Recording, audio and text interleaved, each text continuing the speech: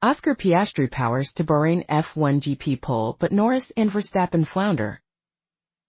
Expectations that McLaren would perform strongly at the Bahrain Grand Prix circuit were certainly met, at least in part, during a compelling qualifying session where Oscar Piastri secured a formidable pole position.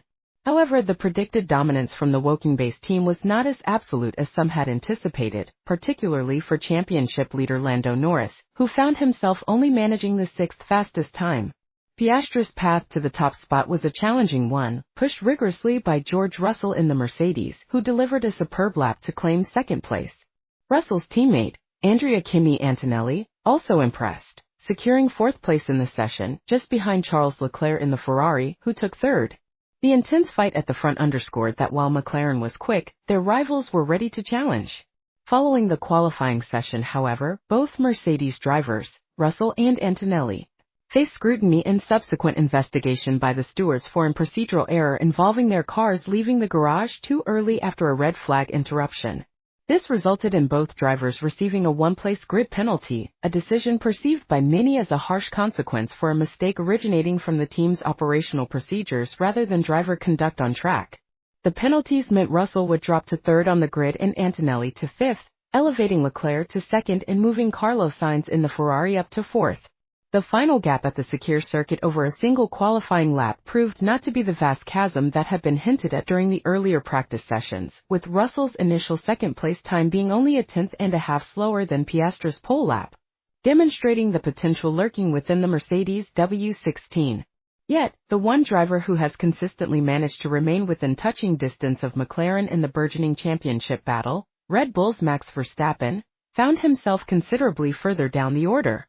Verstappen, who had claimed victory in the previous round in Japan where conditions had seemingly favored his Red Bull RB20, appeared to struggle significantly in the intense desert heat of Bahrain, ultimately qualifying down in seventh place. Red Bull had apparently implemented a setup change heading into the crucial qualifying hour, a modification that Verstappen was clearly far from happy with. Throughout the session, he was heard expressing his discontent over the team radio, reporting issues with the car's balance and handling. He notably struggled with understeer, a characteristic he particularly dislikes in a racing car, making it difficult for him to extract the maximum performance over a single lap.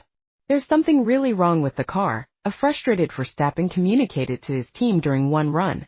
Later he added that his brakes felt terrible, highlighting the difficulties he faced in controlling the car under braking. The McLaren MCL39, while demonstrating blistering pace, particularly in race simulations, also revealed its slightly tricky nature over a single qualifying lap. It could be a little unstable in the rear under low fuel loads, a characteristic that can be particularly demanding for drivers pushing to the absolute limit on one-off runs. However, the car truly comes into its own during race stints, where its inherent ease in managing and working the Pirelli tires provides a significant advantage, especially on high-degradation circuits like Bahrain. Having topped every practice session leading up to qualifying and now securing pole position, the prospects for McLaren's performance on Sunday in race trim appear formidable indeed. The team, having claimed their first pole position at the Bahrain circuit, is now ideally placed to convert this into their long-awaited debut victory at this particular venue. Speaking after securing pole, a visibly pleased Oscar Piastri commented, "I felt confident out there pretty much all weekend. The others caught up a little bit closer than what I wanted in qualifying, but I still delivered the laps when it mattered, which is the most important thing." Conversely, his teammate Lando Norris was understandably disappointed with his final run in Q3. He lamented losing crucial time in the first sector of the lap, an error that has left him facing a significant challenge on Sunday while his teammate and title rival starts from the very front of the grid. "No idea what happened, just not quick enough," a clearly unhappy Norris stated to the media, reflecting his frustration.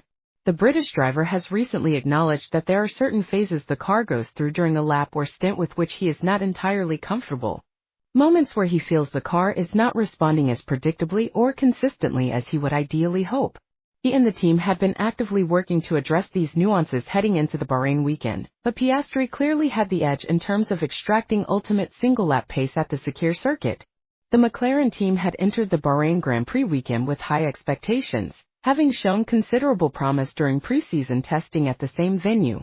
The specific conditions of the circuit, the intense heat and the highly abrasive surface which leads to significant tire degradation, are known to suit the aerodynamic characteristics and tire management capabilities of the MCL39 particularly well. The secure circuit's challenging combination of very low grip offline and brutal tire wear is expected to introduce numerous variables into the race on Sunday, making it a vastly different strategic challenge compared to the relatively straightforward single-stop procession witnessed in Japan at the last round.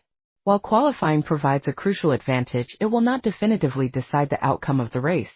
The key question remains whether any of McLaren's rivals can get close enough to Piastri in race conditions to engage him in a direct fight for the lead.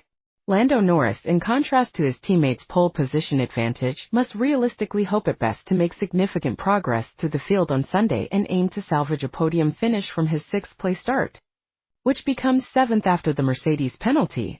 Thus far in the championship, Max Verstappen has managed to cling onto the coattails of the leading McLarens with impressive determination and grit, currently trailing Lando Norris by just 1 point in the championship standings, with Oscar Piastri sitting 13 points further back in third. But while the reigning world champion pulled off a tactical coup to win in Suzuka, the underlying limitations of the Red Bull chassis, particularly in challenging conditions, were once more exposed in Bahrain qualifying, indicating quite how much development work they still need to undertake to consistently match McLaren's pace. Equally, just as the McLaren is anticipated to be even stronger in race trim compared to qualifying, the Red Bull RB20 appeared to struggle and lose performance in similar high degradation conditions encountered during the opening 2 rounds of the season in Australia and Japan. It may well find itself similarly under pressure and on the back foot come Sunday's race. Verstappen will undoubtedly throw his absolute maximum effort into the race, but the task ahead may once again be one of damage limitation, grinding out as many points as possible while he and the team await the hope for performance improvements to their car.